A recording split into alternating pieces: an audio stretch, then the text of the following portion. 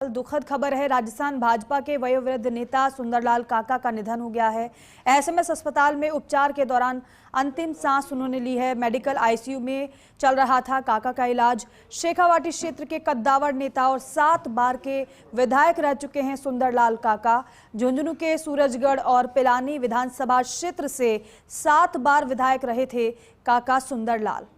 वे 2 बार cabinet मंत्री, 1 बार राज्य मंत्री और 1 बार संसदीय सचिव भी बने। शेखावाटी में काका सुंदरलाल जनाधार वाले नेता माने जाते थे। वे क्षेत्र के अकेले ऐसे नेता थे जो कांग्रेस और भाजपा दोनों ही पार्टियों से विधायक रहे। कांग्रेस का गढ़ माने जाने वाले झुंझुनू जिले में कमल खिलाने का श्रेय काका सुंदरलाल को ही जाता है। वर्ष 2018 के बाद उन्होंने खराब स्वास्थ्य का हवाला देकर विधानसभा चुनाव लड़ने के लिए मना किया था। एससी आयोग के चेयरमैन रह चुके काका सुंदरलाल के भाजपा सहित हर दल के नेताओं से अच्छे संबंध थे। सुंदरलाल काका जो हमारे बीच नहीं रहे हैं, शेखावाटी के प्रखर दलित नेता के तौर पर उनकी पहचान थी।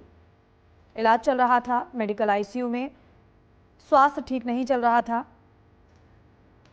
अपने हाजिर जवाब के लिए वो जाने जाते थे। शेखावाटी में भारतीय जनता पार्टी को मजबूत करने का श्रेय कहीं ना कहीं सुंदरलाल काका को ही जाता है।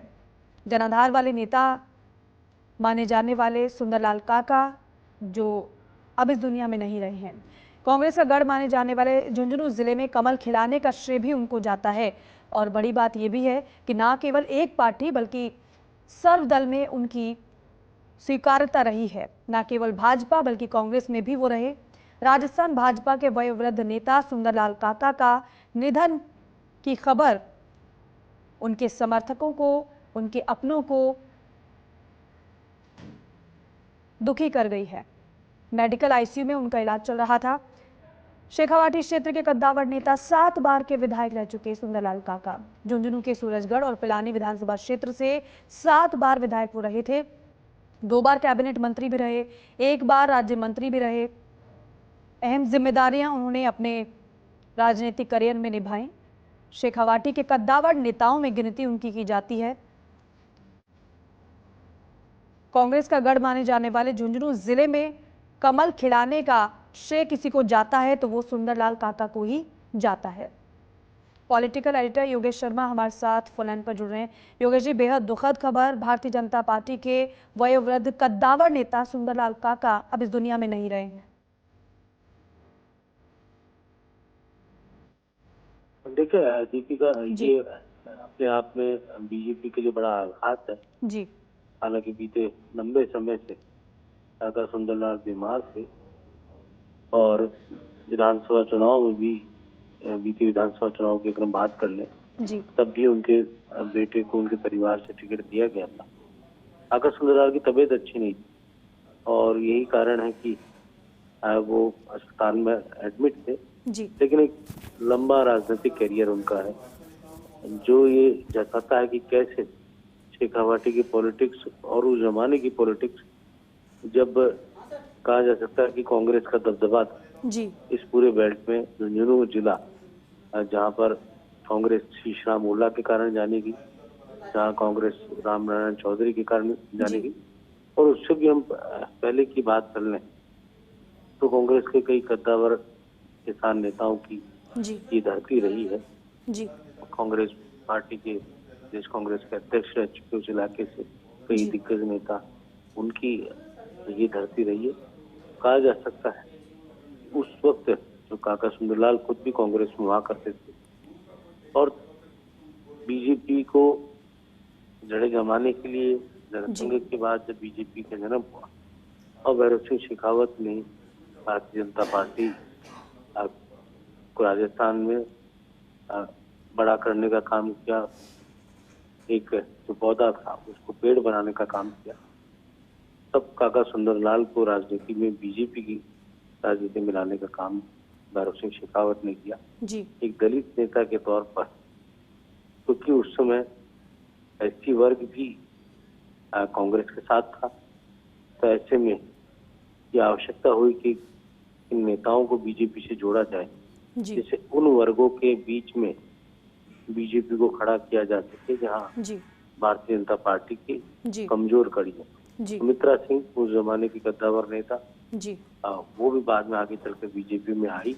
जी भैरव सिंह शेखावत, वसुंधरा राजे, उनके कालखंड में काका सुंदरलाल ने अपने राजनीतिक कैरियर को परिवहन चढ़ाया। कई पदों पर वो रहे।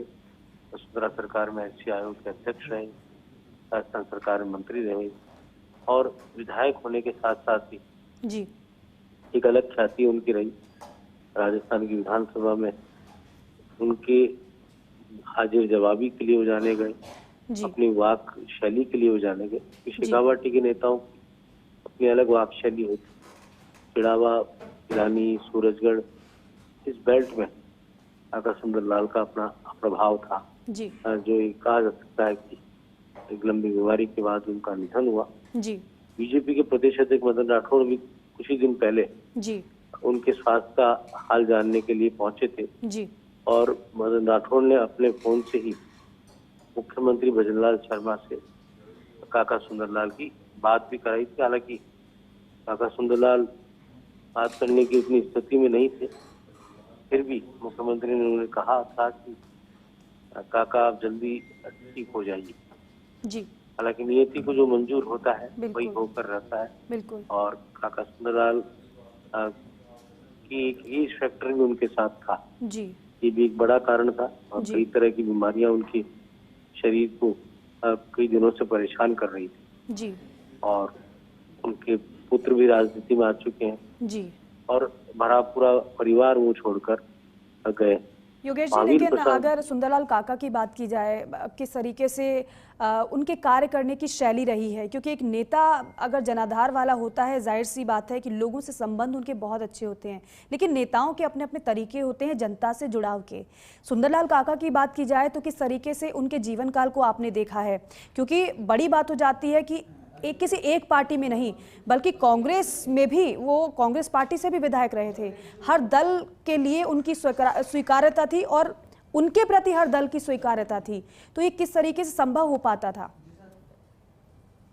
दीपिका, बहुत अच्छा सवाल आपने किया है। काका सुंदरलाल की जो वाक शैली, जी उनके काम करने का स्टाइल, उनकी राजनीतिक स्टाइल, जी शेखावाटी के नेताओं की वैसे भी राजनीतिक जो उनका तौर तरीका रहा है जी वो अलहदा रहा है। जी वो ठेठ जो राजनीतिक शैली है, जो जी। देसी शैली है, जी उसके अंदर राजनीति करना पसंद करते थे। जी आज का जमाना मोबाइल का है, जी संचार माध्यमों का है और हाईटेक पॉलिटिक्स हो रही है, बिल्कुल लेकिन काका सुंदरलाल अपना परंपरागत उनका अंदाज था, जी लोगों से मिलना और साथ ही हाथों हाथ अधिकारियों को कहकर काम कराना। जी ये वो दौर था जब पिलानी का इलाका है जी जहाँ से विधायक रहे, ये वो दौर था। और उससे पहले जब सूरजगढ़ भी बाद में पहले रिजर्व था, बाद में जनरल हुआ।